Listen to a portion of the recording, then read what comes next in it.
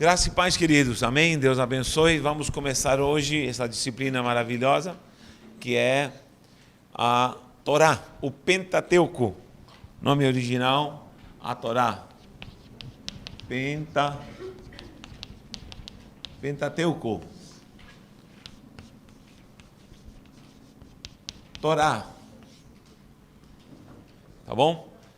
São os primeiros 5 livros da Bíblia, conhecidos como Gênesis, Êxodo, Levítico, Número e Deuteronômio.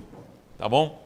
São os primeiros livros. Por isso a palavra aqui em grego, penta, que seria 5, teuco, rolos. 5 rolos. 5 rolos. Mas preste atenção. Esse nome está em grego. Quem sabe em que idioma original foi escrita a Torá? Que idioma original foi escrita? Quem lembra? Não, grego não. Hebraico. Então preste atenção. Pentateuco é uma palavra grega que não condiz com o original, porque o original foi escrito no hebraico. A Bíblia, na verdade, foi escrita em hebraico, aramaico e grego no Novo Testamento. Uma parte pequena no Antigo Testamento, que é o Tanakh, ele está escrito em aramaico. Porém, a maioria é o hebraico.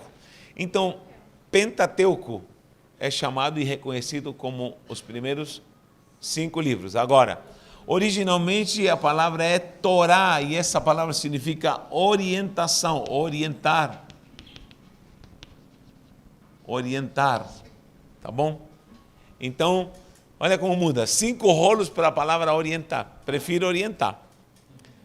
Por que se salienta a questão de orientação? Porque no Oriente é onde sai o sol, do Oriente sai o sol e se põe no Ocidente. Sempre expliquei aqui que naquele tempo da escuridão do deserto, ninguém sabia onde se podia perder e estar situado no deserto. E se alguém se perdia, ele falava, calma que amanhã, onde nascer o sol, a pessoa está sabendo que nasce do Oriente. Então, nascendo no Oriente, o oposto seria o Ocidente, Norte, Sul, Leste e Oeste. Entenderam? Então, o que acontece? Do Oriente nasce o sol e se põe no Ocidente. A escrita também dos orientais sempre é da direita para a esquerda, tá bom? Dali nasce o sol.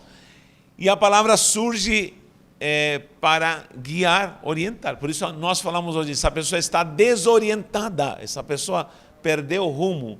Uma pessoa orientada é uma pessoa que tem de fato bem a direção, qual é o seu ponto cardeal, que é Oriente, Norte, Ocidente, e atrás dele seria o Sul. Entenderam isso? Então você já sabe a etimologia da palavra orientado, uma pessoa bem orientada, uma pessoa que sabe de onde nasce o sol. Então do Oriente vem esse perfil de guia, de orientação, de moldar sua vida para alguma coisa. Então a Torá, ela traz essa orientação, ela traz essa guia, ela traz diretrizes, traz preceitos, traz ordenanças, traz mandamentos, traz leis, enfim. Então, depois com o tempo, quando principalmente houve a tradução chamada Septuaginta, a Septuaginta, para quem não sabe, é a primeira tradução do hebraico para o grego. Um cidadão chamado Ptolomeu Filadelfo, ele era a dinastia dos Ptolomeus, é como se fossem os faraós, porque ele governa sobre Alexandria, que é no Egito. E esse camarada tem uma biblioteca de milhares de exemplares. A única coisa que ele não tinha era o Tanakh, que nós conhecemos também de uma maneira errada como o Velho Testamento. Isso nunca deveria existir, chamar a palavra de algo velho, porque a palavra se renova a cada dia e nunca envelhece. Velho Testamento, o Antigo Testamento, isso não procede. O certo é Tanakh. E a Tanakh, ela não estava traduzida no grego. Então, Ptolomeu manda trazer 72 eruditos, 72 rabinos eruditos em letras, e eles traduzem a Torá, em primeiro lugar, para o grego. E aí surge a famosa Septuaginta, se referindo a esses 70, Septuaginta, ou seja, 70. Se acredita que também levaram 70 dias para traduzir. Então, foi apelidado de Septuaginta. Então, toda essa classe rabínica colocou uma condicional. Esses nomes hebraicos não eram para ser transliterados. Como vamos transliterar a Torá? Fica complicado. Traduzir. Então, aí ficou Pentateucos, 5 rolos já traduzidos. Entenderam isso? Então, o que acontece? Aí veio aí a marca mais assim, profunda no que se refere a essa exigência rabínica de não deturpar o conteúdo hebraico que seria o original, porque ela é considerada uma língua sagrada, uma língua que tem revelação de fato, o seu conteúdo espiritual, profético, na guimatria, em números, ela tem uma significância preciosa. Então, o que acontece? Esses nomes, no original, que seria os 5 primeiros livros, vou apagar aqui, não seria Gênesis, Êxodo, Levítico, Número, Deuteronômio. Recalco, os nomes originais no hebraico não é Gênesis, porque Gênesis é uma palavra grega. Êxodo, quem sabe o que significa Êxodo? Saída. Saída, então, Êxodos é saída no grego. Êxodos em latim, saída. Levítico se refere a descendentes de Levi, porque ali é implantado o sacerdócio levítico. Ele não se chama assim também. Números, porque houve um censo em Israel e houve uma contabilização e surge o livro Números, mas originalmente não se chama Números. E Deuteronômio, que muita gente se confunde ao pronunciar. Deuterimônio, deuterodenômio, deuteronômio. Deutero significa segundo, nômio significa lei. Então seria segunda lei. Quem lê Deuteronômio vai ver uma recalcação, uma reanálise da própria lei. Você vê que é uma reavaliação de Moisés. E também aí vemos várias diretrizes que já estão nos outros livros, então é chamado de segunda lei. Também não procede, porque como vai chamar segunda lei, se a lei é uma só? Quem entendeu? Então, os nomes originais são Bereshit, Shemot, Vaikra, Vavidivar e Devarim. Vou anotar aqui. Bereshit. Segundo, aqui seria o Gênesis. Shemot. 3. Vaikra. Se não está bem escrito aqui na transliteração, não há problema, que em cada idioma é transliterado de uma forma diferente. Vaikra. 4. Bamivar. E 5. Devarim. Tá? Aqui seria o Gênesis, Êxodo, ou conhecido como Êxodo, Levítico, Números e Deuteronômio. Seria isso, tá? Mas olha a diferença que faz nos nomes no hebraico para o livro de Gênesis. Até se parece Bereshit, porque é o mesmo conteúdo, início, princípio. Gênesis seria princípio, o começo. Mas Bereshit em si está mais para arque, para raiz, início, do que Gênesis, ou início de alguma coisa. Então, Bereshit significa princípio. Até parece com Gênesis, princípio. Shemot, quem lembra que significa a palavra Shem? Baruch Hashem, Shem. Hashem. Shem. Nome, exatamente. Agora, Shemot significa os nomes. Vaikra significa ao deserto. Ou, perdão, significa os chamados. Os chamados. Também como e chamou, ou aquele que chama, vai criar. Bamidivar ao deserto, ou no deserto. Devar, ou davar, davar é palavra, davar. Quando aparece em hebraico, him, Deus, Elohim, deuses, ou será Elohim, significa deuses? Exatamente. Etimologicamente a palavra Elohim está dizendo deuses. Pai, Filho e Espírito Santo. Não são vários, é um só, mas é a pluralidade de um Deus triuno. Embora a palavra Trindade não aparece na Bíblia, mas é um Deus Pai, Deus Filho e Deus Espírito Santo. Tá bom? Os judeus não gostam disso, nem os unicistas, porém, nós temos um Deus Pai, Deus Filho e Espírito Santo. Devarim, davar significa palavra, ou palavras, porque in deixa em plural. As palavras.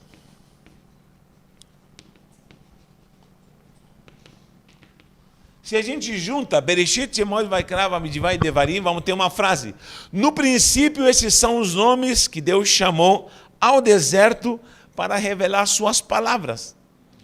Então muda totalmente, porque o outro, se fosse traduzir em grego, é no princípio, saiu, o êxodo, saída, levitas, em número, na segunda lei. Não tem sentido. Então, isso aqui é o segredo que dá conteúdo, pureza ao hebraico. Por isso nós precisamos analisar um pouquinho de hebraico. Por quê?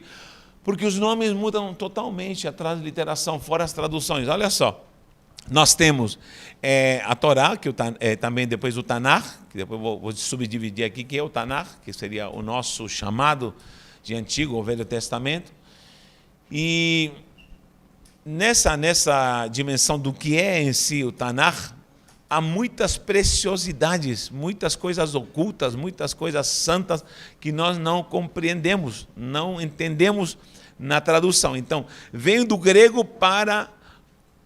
hebraico para o grego. Aí temos a primeira tradução, Septuaginta. Depois vem a Vulgata, entre outras traduções. Vulgata vem para o latim, que era o idioma de Roma. Roma impôs seu idioma. Aí o que acontece? Vem o latim, depois vem as traduções. A igreja adotou o latim e a Vulgata por muitos anos na Idade Média, com a Inquisição, e inclusive proibia-se que se lesse a Bíblia a não ser no latim. Não sei se alguém pegou o tempo de missa aqui, em nome de Pátria, Filho e Espírito Santo, amém. Por quê? Porque era proibido ler a Bíblia se não fosse no latim, língua sagrada de Roma. O Império Romano oficializou o cristianismo a Roma. Então, virou uma política maligna e a igreja perdeu a visão de Jerusalém. Conclusão. Saindo desse contexto, já com Martinho Lutero se rebelia, entre aspas, e traduz a Bíblia ao alemão. Com Gutenberg, com a prensa já inventada, começa a imprimir Bíblias em alemão. Do alemão é traduzida para o inglês, do inglês para o espanhol. Muitos anos depois, 100 anos depois, é traduzida para o português. Do espanhol, da tradução de Cassiodoro de Reina e Cipriano de Valera, que foram dois eruditos da tradução hebraica e grega para o português, vem um espaço de 100 anos até um menino chamado João Ferreira de Almeida. 16 anos ele tinha quando começou a traduzir, como já falei aqui. Se comprova que só na tradução em português há mais de 2.000 erros literários de tradução. Então, a Bíblia portuguesa, lamentavelmente, precisa ser revista e corrigida por muitos anos. Outra coisa, novas versões que estão surgindo. Sempre falo para você, quem tem NVI pode jogar fora essa Bíblia. Hoje, na internet, me ligou um irmão e me disse, nunca gostei dessa tradução e eu tinha. Agora que o senhor falou, vou jogar ela fora, literalmente. NVI é uma tradução que não serve, não presta.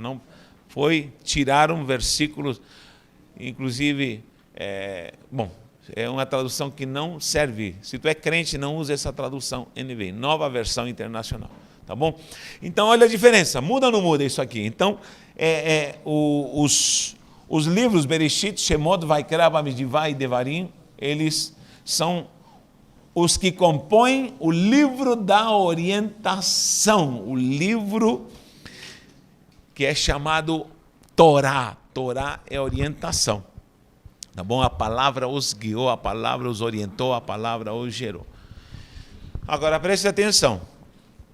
Nós falamos que a Torá, ela é escrita, sim, de fato, ela foi escrita, nós sabemos que foi Moisés, reconhecida, pelo menos nessa cultura religiosa, que foi Moisés, embora há várias refutações que foi ele. Se ele a escreveu, ele simplesmente recebeu a direção da revelação de Deus Todo-Poderoso para escrevê-la. Porém, a Torá, ela traz a essência de algo que é eterno, traz a eternidade, porque a palavra em si, ela é o próprio Yeshua HaMashiach. A palavra é Jesus. Quando nós encontramos em grego, ali em João diz, o verbo se fez carne e habitou entre nós, ele está dizendo, a palavra se fez carne. Quem é a palavra? Está se referindo à própria Torá, a própria orientação da palavra num todo, tá bom? Toda vez que aparece a palavra lei, estatuto, mandamento, tua palavra especificamente, o judeu está se referindo à Torá. O que nós chamamos de Antigo Testamento, na verdade se chama Tanakh. Vou colocar aqui. Tanakh. Esse CH não é Tanash, é Tanakh. Bem puxado o Tanakh. Que não há como. Seria o certo colocar 2 R ali, pelo menos para a nossa dicção em português. Tanakh. Isso que Tanakh é uma abreviação. A letra Tav, a letra Nun e a letra Het. Tanakh. Porque ela não é vocal, não tem vogais, é consoantal. Só que de 3 coisas. Tanakh, primeiro, de Torá. Torá. A letra Tav, de Torá. Tav, é uma letra. Tav, de Torá. Segundo, a letra Nun. Nun. De Nevi. Nevihim. Nevi é profeta, ou Navi é profeta. Nevihim significa profeta. Lembra do Him, que fica pluralizado? A palavra fica plural. Profetas. E o último é o Het. Het, vou colocar aqui. Het. Vou colocar, tem um K aqui para na frente para soar melhor. Het. Ketuvim. Ketuvim. Torá significa orientação, Nevihim, profetas, e Ketuv, com in, fica plural, escritos.